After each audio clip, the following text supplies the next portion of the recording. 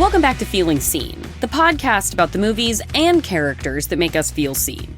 Today, my co-host is a multi-hyphenate icon of screens big and small. From film to television to the internet, it is actor, comedian, and filmmaker, Brian Jordan Alvarez. We did it. We harnessed the internet inside of Feeling Seen. You may know Brian from the killer horror film Megan, or from his web series The Gay and Wondrous Life of Caleb Gallo. Or maybe you know him as Marnie T. But if you've been on the internet at any point in the past 2 months, you most likely know Brian from his new FX series, The English Teacher. It is a comedy show created by Brian himself. He plays Evan Marquez, a high school teacher in Austin, Texas, who finds himself at the intersection of the personal, professional, and political aspects of educating today's youth. The series is refreshingly hilarious and just hilarious without being a sad show. Critically acclaimed and incredibly gay. We are canonically gay here on Feeling Seen, so it's very important. An absolute joy to watch. The finale of the show's first season just aired, which means you can backtrack and just binge all 8 episodes of The English Teacher right now. Okay, take a seat, grab some paper and a pen, because class is in session with Brian Jordan Alvarez. Brian Jordan Alvarez, what else do the people need to know about you before we get started today?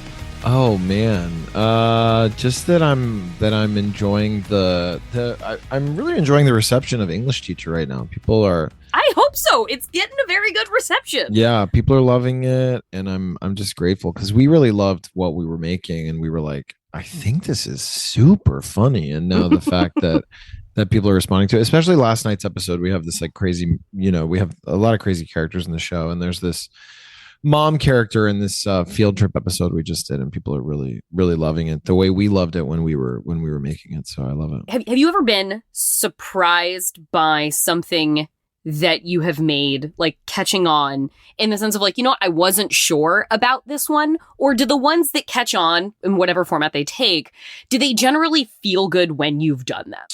I think I have a good barometer for what people will find funny, but what is hard to predict, at least on the internet, is when a video is going to go viral.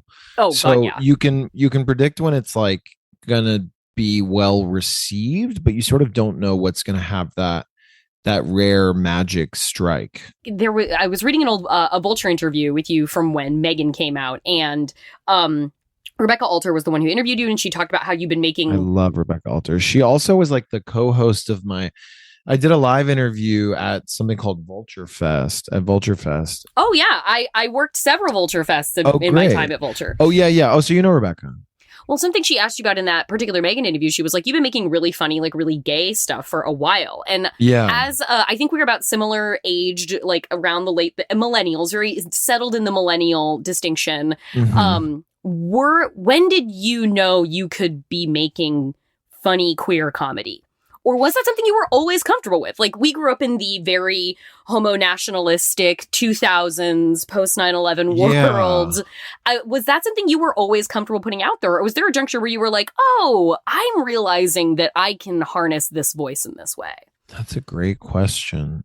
I don't think that it was very conscious. Looking back, there did seem to be a time when I shifted into that. And actually, I was in something called Gay Men Will Marry Your Girlfriends, which was a viral video on College Humor. That was an amazing video. It was not, sometimes people think I made that video or something, but I didn't. It was just a College Humor video that I acted in. And that went viral. And so that was almost my first taste of like internet viral fame. And it was a very, gay forward video. And so it was just like about, it was a pro-gay marriage video, and it did really well.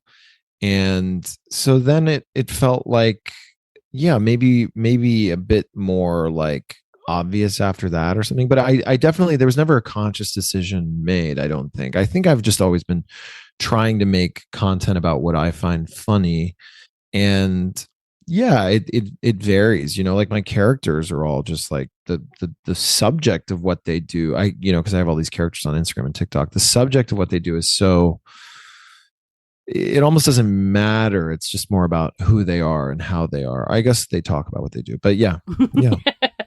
I mean, thank God Marnie T talks about what What Marnie she T does. does. Yeah, Because meditation. Yeah, retreats. Yeah, classes. what would we do without source energy? What would any of us Yeah. be without source energy?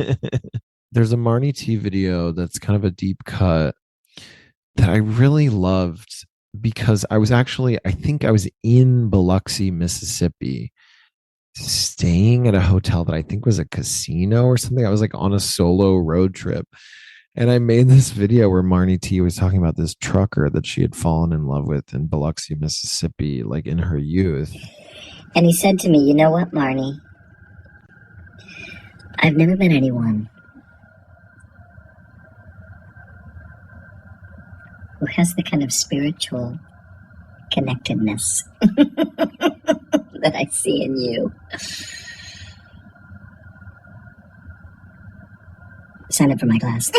I don't know. There's something about that kind of really free creative space that just is so special and is kind of unrecreatable, or I don't know if that's a word, but yeah, there's just times in our lives that arise where there's space to be creative and to be bored. There's space where, because really huge creativity, I think about this a lot, comes after, it's like sometimes people call it unstructured time or whatever, but really it's like huge creativity can come after real boredom. And like boredom can actually be something, I mean, maybe this is obvious to everybody, but boredom can be something you resist, because when it's coming on, when you're really getting bored, me at least as an adult, I go, I'm an adult, I'm 37 and I'm bored. I'm like bored like the way a kid is bored. Mhm. Like shouldn't I be working on something? So then usually you do find your time, you do find ways to fill your time. But when you just can't find a cure for the boredom and you actually get bored, then after that is when some of the biggest creativity rises for me. It was a similar thing where like I made this video by this character that people call the student, or like the intern character.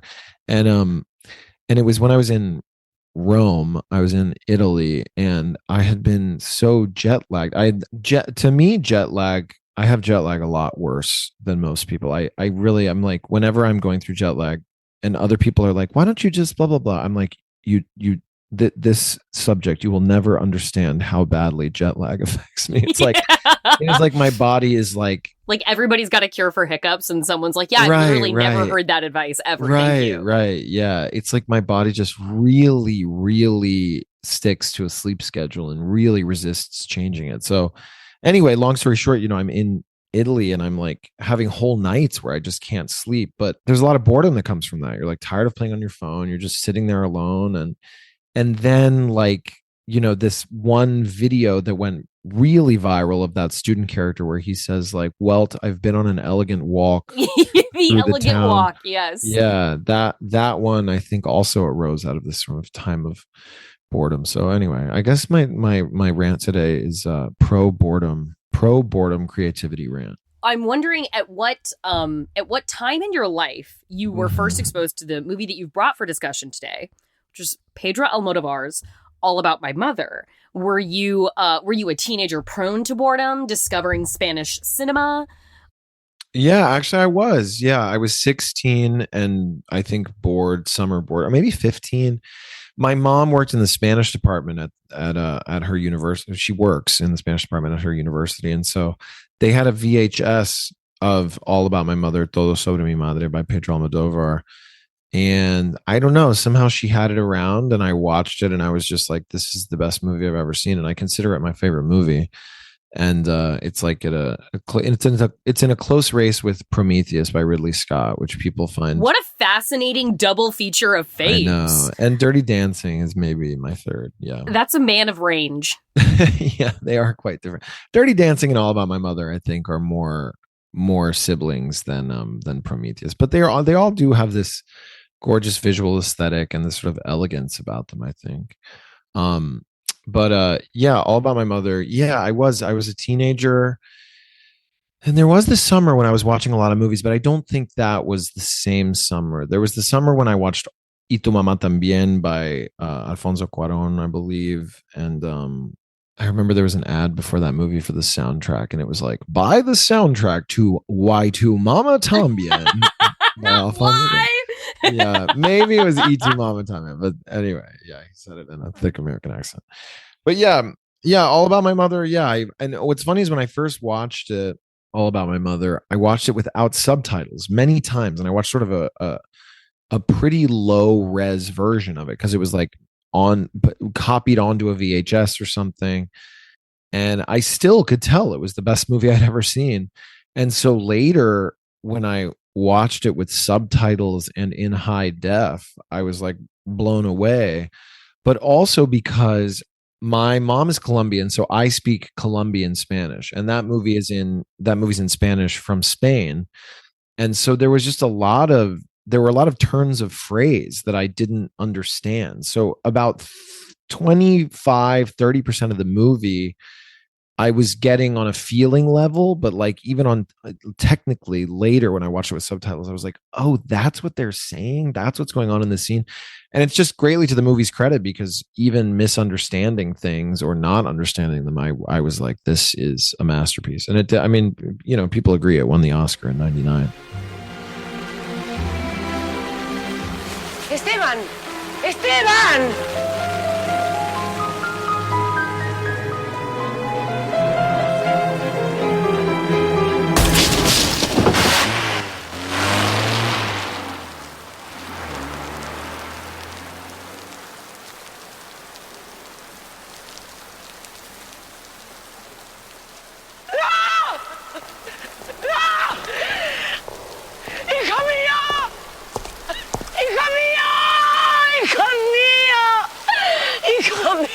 Por favor, hijo mío, hijo mío, hijo mío, hijo mío, hijo mío.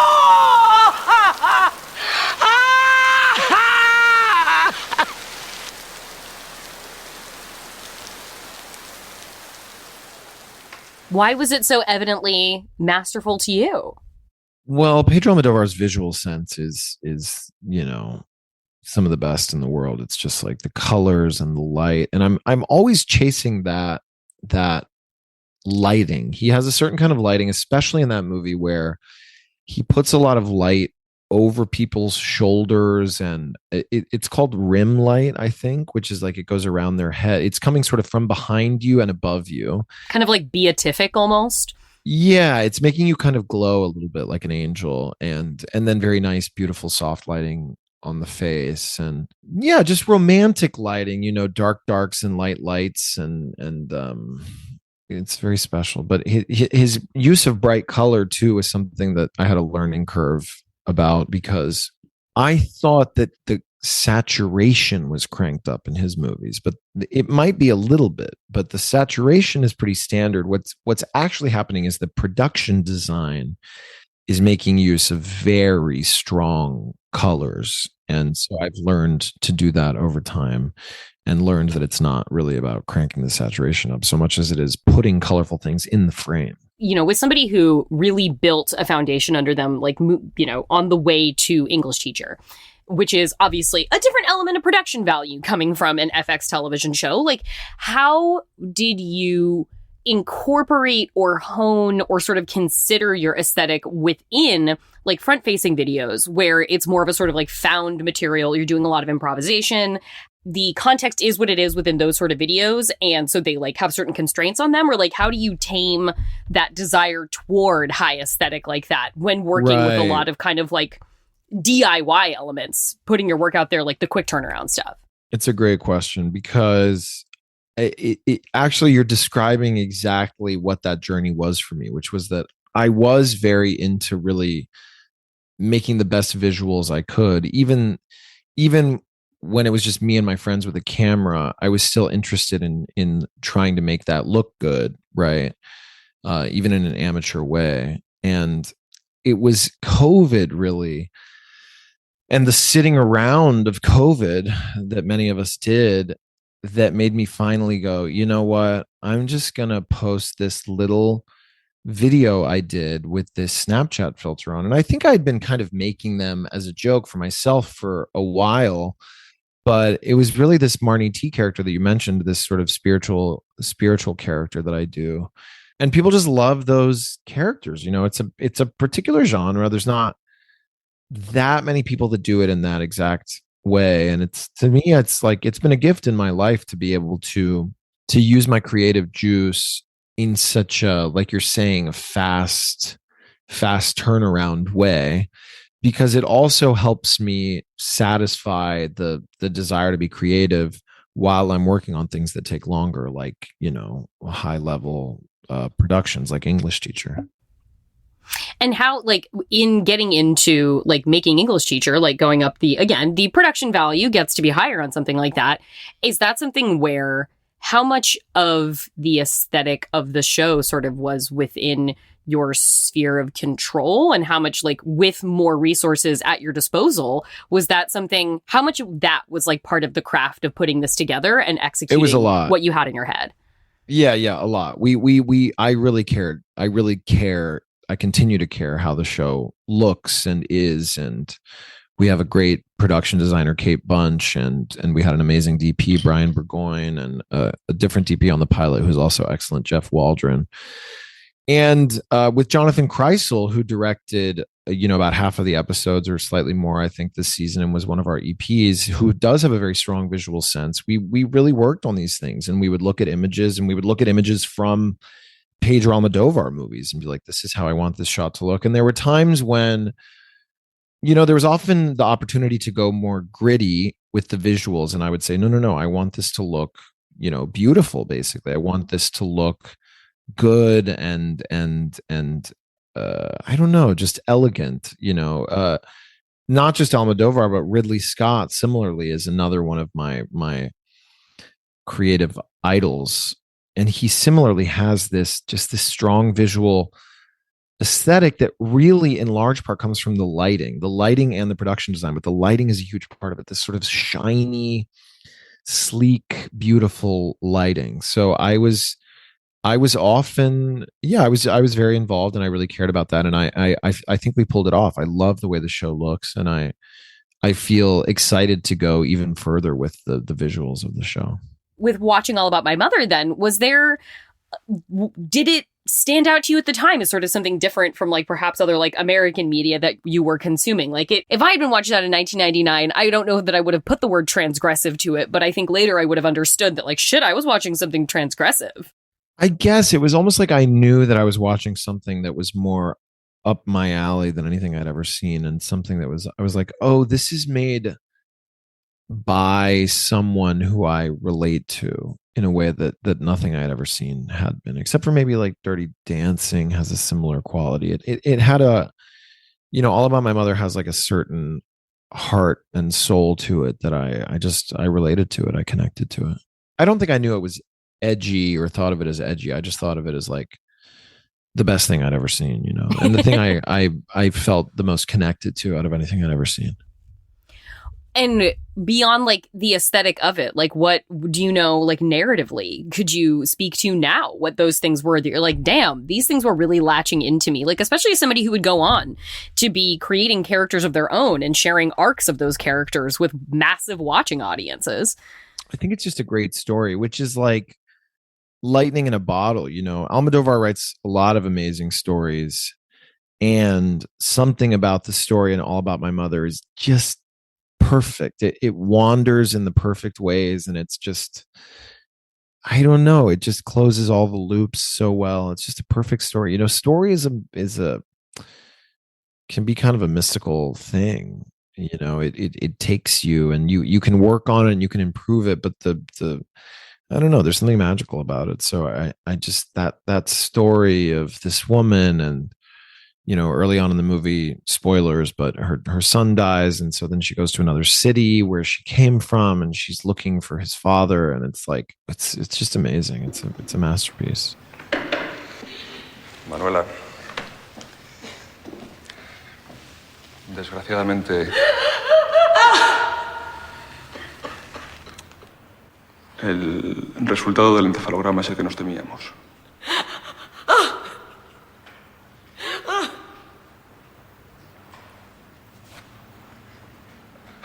Hay que tomar una decisión, no tenemos tiempo. When you first started, like, you know, creating characters in whatever format that was, like perhaps on the page, perhaps performing skits with friends, like when you first started realizing you were a person who was going to express themselves in that way, what kind of stories were you imagining? Like, if you were really latching on to like Almodovar and Ridley Scott, these epic creators, like what were your first stories about? I mean, I started with just sketches, you know, and they're just coming, you know, almost like Seinfeld, out of just little situations in life. Yeah, then you're just writing for the characters sort of in your head, but you know, it's a good question, because I look at Almodovar and I look at Ridley Scott and what they're working on, and I go, I don't know that stories of that scale and length, right, feature length, for instance, and with that much winding, have started to arise from me yet. And I think that with time they will, like you know, just like a plant growing or a flower blooming, like so many things have just organically moved forward that I expect that to happen, and I look forward to it. But I mean, I still look at All About My Mother and I go, well, part of me says, how did he do this? How did he make this story up? And then part of me knows that these things kind of come to you, and they come to you through years of diligent work. And so you've sort of earned the next inspiration. So I'm doing that work and I'm looking forward to that. But I do have a certain level to which I can't quite get my head around it yet, which is what makes it exciting to me. And with Ridley Scott, he is a little different because he doesn't generally write what he directs, which is another way to go. But I think he's heavily involved in the writing, and so that there's that too. And I've really learned to work with really amazing writers in this experience of making this show. I mean, it's like the best writers I've ever met, you know, and it's been so cool. And so you start to go, oh, right. Well, also a lot of the great things that I love and respect, even classics like The Shining, this is either a director writing a script off of existing IP, or a director directing something that they simply did not write, you know? So that could be exciting too, you know, to direct and star in something that I'm not the writer of, which in a way was what the Powder Puff episode of English Teacher. I created the show, and we have this wonderful writer's room. And that episode, the second episode, you know, I wrote the pilot and I wrote 3 other episodes this season. The second episode is written by Stephanie Koenig and directed by me. And it was sort of that cool thing of getting to direct this thing that I didn't write the script for, but you know, we're all heavily involved, and the room writes the script. And the farther along you get in this, the more you just learn to not only love, but be so grateful for the collaboration, because the stuff that comes out of it is just so cool. You're like, whoa, this is so much better than I could have imagined, because all these other energies were working together with me to make something that was, you know, like I was saying earlier, more than the sum of its parts, ideally. It's time for a break, but we will be right back with more from Brian Jordan Alvarez. More on The English Teacher, Almodovar, and Brian in space. Then before we go, I will have one quick thing at the end about a very tonally different thing that I am so excited is on its way. It should be dropping with this episode on Netflix. Timo Chianto's The Shadow Strays. So stick around for a little discussion about that.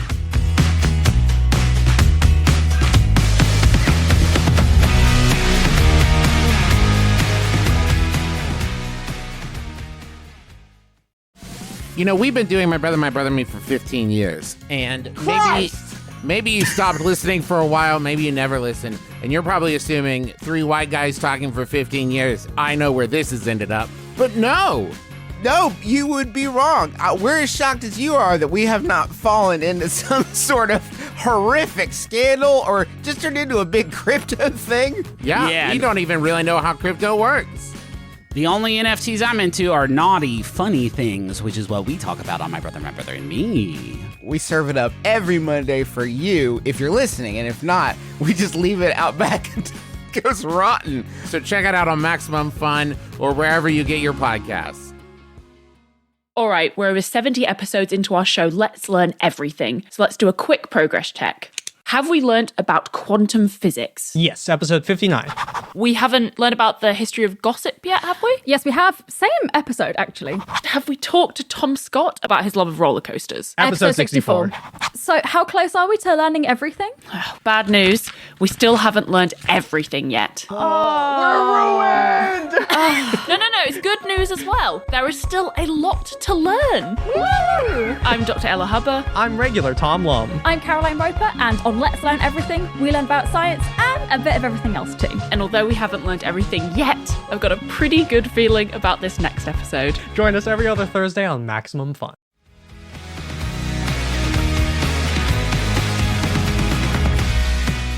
A thing where I felt seen in watching The English Teacher is with that, again, that like sort of very established millennial age area that we're in, and what your teacher is in as well. He teaches at a school in Austin. It's a pretty like integrated school. Like it seems like you're going to encounter a sort of every kind of slice of life there. I love the contrast between queer folks and particularly queer folks of color are the ones who most often like create the cultural touch points and the sort of bleeding edge art that then like trickles down that everybody else experiences. Like they have the conversation about the cerulean blue sweater and then everybody else puts it on and thinks it was their idea. But like what I enjoy, I think I enjoy so much about your character is that he is a queer man in this high school who is like having to kind of play catch up all the time in some fashion to like the younger people around him. And that felt very authentic to me. I'm doing something about this. Yeah, I'm gonna do something about this dick. That's what you got out of that, Frank? Come on, man. I mean, it's a gun safety course, Mr. Marquez. You think shutting that down is gonna do anything about gun violence? It's the principle of it. He's trying to take a stand. I am taking a stand, Jeff. I'm taking a stand, okay? I don't care if you guys get it. Of course we get it. We've been doing drills our entire lives. We're used to it. You shouldn't be used to it.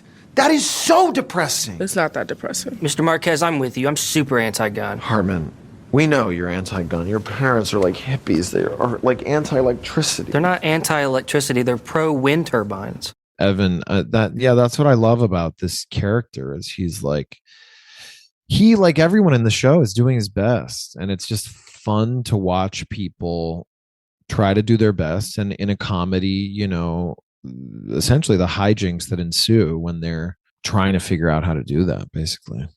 Perhaps it's just something you have a knack for, and perhaps it's something you've had to like instill a boundary in. Like, where do you find is the line for you between like the ability to absorb enough, because as a very online individual, the ability to absorb enough about what is happening in the corners of the internet that you inhabit without feeling beholden to those corners of the internet and the sort of influence that they can exert, because you know enough to like have very current feeling storylines actually that seem to feel like they work honestly with the younger generation present, like the Gen Z, Gen Alpha present in the show.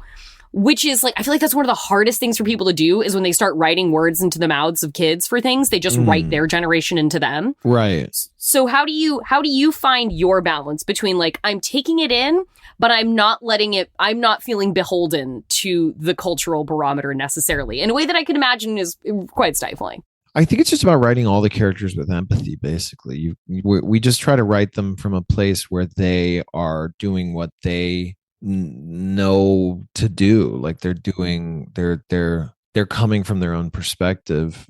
With the internet stuff, it's like, I don't know, my TikToks are the same way, where like I was saying about boredom, it's like it all just washes over me, and I love just being on Twitter and laughing at someone's funny tweet, or on TikTok laughing at someone's funny video, and then that stuff just soaks in, and then I just kind of go for it, and I'm glad it's working.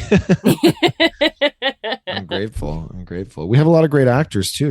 They sell this great writing, and we have a lot of great writers that really just contributed so much to this show. And like the idea of Powder Puff, I had never even heard of that, and it came up in the writers' room, and then a lot of I remember my Powder Puff games in high school. Oh, you did it? Did you play? Yes. Yes, definitely. Sophomores wow. versus seniors every year. That was the game. I know that was the other thing was we were debating like should they be playing themselves, like does the school play itself or does the school play another school? And I think usually actually the school plays itself, but we played it that they were playing another school, but we barely show them. I did like it was a bit more epic to have it be an interconference showdown. It seemed like between schools. Yeah, we actually had a shot of the other team's cheerleaders in like their sort of much less impressive outfits, but we ended up cutting that out for time. But well, and you were saying before, the sort of metaphor of like the plants and the maturation and flowers blooming and things like that. And having worked on like at a new scale of a TV series for a network, what have you found has that advanced or adjusted about your sense of the possible in the things that you make? I'm excited that I know how to work in a bigger, on this huge professional level now. I'm very excited. It feels like fun and natural and like I've got so many more ideas. Does working at a bigger scale catalyze one to think at a bigger scale? I think I was always thinking at a big scale. Yeah. Because, if I'm loving Prometheus, I'm like, I want to make something like that. And that, I don't know how much that costs. Should we look that up? What's the budget of Prometheus? Something on the order of a very big bank heist. $130 million budget. That's wild. You know what? Considering what a Marvel movie can cost, what do Marvel movies they did cost? That like 250 million. Wow. Yeah. Yeah, I would say they did Prometheus efficiently in that case. Yeah, I was just shooting an amazing big studio movie, Megan 2, the second one, and amazing. It's so great, and I love everyone involved in that. And I love Gerard Johnstone, the director, so much, and it was just amazing to see something at that huge scale. And really, what struck me this time was the preparation that goes into it. That's what makes the day go smoothly. They just know every shot they've got to get, and they've done, they've storyboarded it. They know what this is going to look like. They've planned and planned and planned. And that's what struck me this time. I was like, oh, the planning. It's the planning. When you're making a movie for, I don't know what the budget there was, but like we're talking about with Prometheus, $130 million, like it's the planning. You just got to plan and plan and plan. And that takes months or years to plan out. And then you go and you have fun at the shoot. Yeah. And I go and I have a great time. Exactly. I know Ridley Scott uniquely uses a lot of cameras. Most movies don't use more than 2 or maybe 3 cameras in a day, I think. Mm-hmm. And Ridley Scott, I think sometimes will shoot things with 8 cameras and just cover it. But and then he'll this is just what I've heard, but it sounds cool to me. He'll only do a few takes and he'll feel like, all right, we got it, which is cool. There's so many different ways to work. A thing that I really have come to appreciate about like Ridley Scott specifically is how much he makes, like how much that guy works. I know, absolutely, yes. And not just because he's like coming at like he's about 80, like and he's still at, but like, and he's trying things. He's trying different genres. He's trying different scripts. He's the best. I love him. Yeah. And Almodovar he is a fairly prolific director as well. He's got like a movie every year or two. Yeah. Yeah, he has made so many things, and I feel like there can be so much, like particularly if you're a part of any marginalized group, there can be so much pressure to have everything be great or have perfect be the enemy of good, where it's like if it doesn't come out and like change the world, it's like what have you even doing with your opportunities? But I like to see people with the infrastructure and the industry cosign to maybe not have everything be their best work. Right. Just keep swinging over and over and over, because it just like to see the constant affirmation of like, I do this because I absolutely love it, because I stopped needing to do it financially or reputationally or otherwise a long time ago. That makes me have more fun like diving into the movies, because I feel like they only come out as labors of passion when you could just be retired with an incredible legacy behind you. I know, you're so right. Yeah, Ridley Scott, he's you can feel that he's having fun. I mean, I remember him in an interview talking about how before he ever got to make Alien, he had shot 1,000 commercials. And I think that way of working where he's just like shoot it and shoot it and shoot it and shoot it. I feel that in his work and in his legacy, and it's so cool. You know, being a creator like yourself, you're constantly like, yes, it's output and it's workshopping and it's like, okay, like I want to get something out there, I want to have my name on it, like I don't want to feel sedentary, but it's also all reps. And like constantly keeping yourself sort of reps, exactly, your 10,000 hours, yeah, in like fighting shape, like constantly keeping yourself in training mode. Like when getting a show off the ground is not something that takes a month in Hollywood. Like that's something that takes years, but to be able to, in the meantime. And that's what the character videos are good for too. It's like, I'm still every day usually producing something that someone sees and can enjoy, and that those are reps in their own way. Yeah, I think you're so right. Exactly, staying in shape and just doing it more and doing it again and doing it again and doing it again and making movies and making TV shows and acting and things. And yeah. Well, it seems like in an industry where you're kind of like, you're sort of like almost not supposed to celebrate things until they're basically like at everyone else's doorstep. Like it's like, okay, by the time an announcement hits the trades, like so much has already happened and like you couldn't be talking about that in a public forum. So I being able to have the self-determination to put out things that can be achievements or victories or milestones or markers or just daily reports of progress, like in some way, I feel like that's a good respite from the like hurry up and wait that can be the bigger machine parts of the industry. Exactly. So then you just feel like you're working all the time and your work is taking different shapes. And that's what I love. Yeah. You really get it. Absolutely. I'm glad I'm not just coming on here and saying things at you that you're like, that's patently false. No, you're so right. You're so right. In the meantime, I guess my question to you would be, if you had a genre that if you're on your own, you're just tinkering, is there a genre that you like to play in that perhaps you have not created in yet, but that you're like, this is a pathway that there's intrigue? Yeah, I mean, on the big studio level, I want to make movies in space for sure. Cool. Yeah. Yes. Movies about space to me are everything. I mean, Prometheus, Aliens, Contact. I watched Contact over and over. Masterpiece. I liked Gravity more recently. Have you seen one of the great space horrors, Event Horizon? I don't think I have.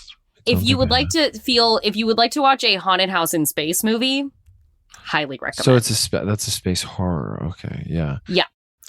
Well, with the abundance of characters you have already gifted us with to this point in your career, I look forward to seeing who we meet in Brian Jordan Alvarez's space. And I am just so grateful that you took the time to talk to us today. Thank you so much for coming on the show, Brian. Absolutely. What a pleasure. You're the best. You're the best. Thank you, Jordan.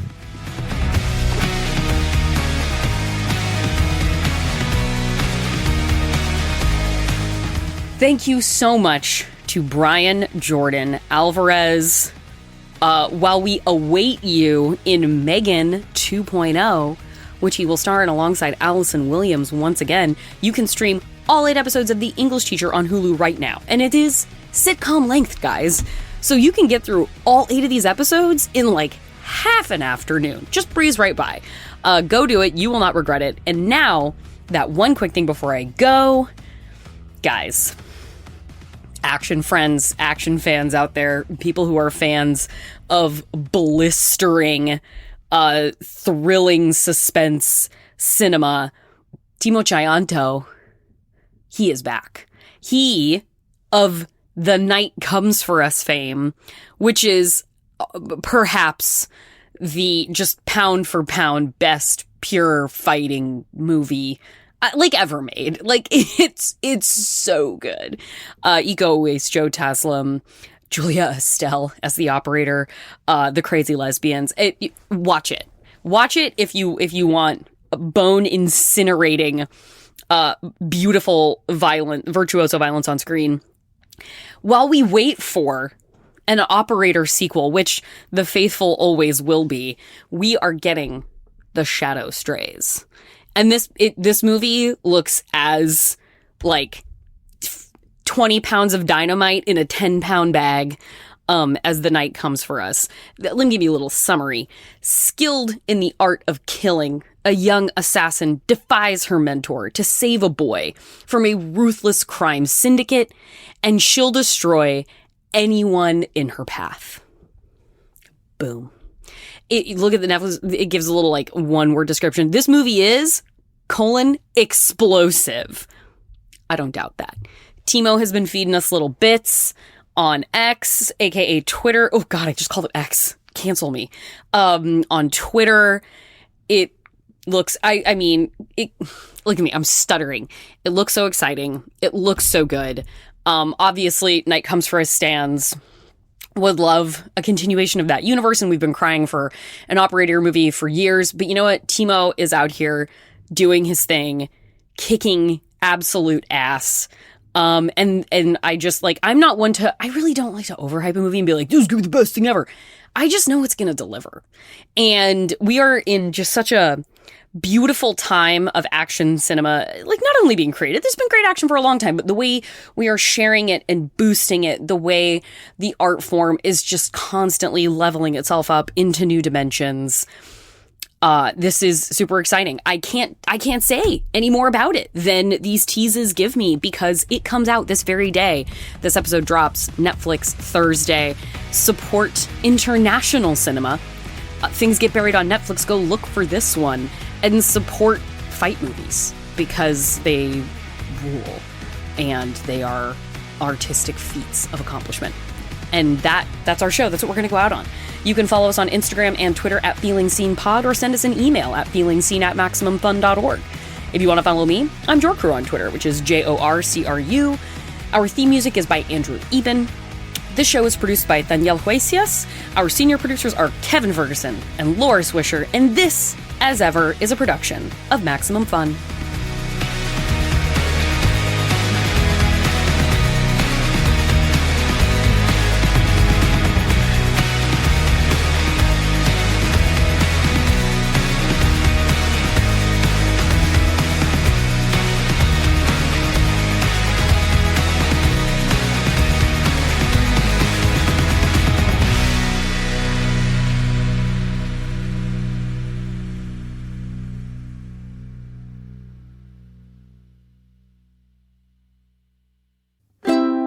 Maximum Fun, a worker-owned network of artist-owned shows, supported directly by you.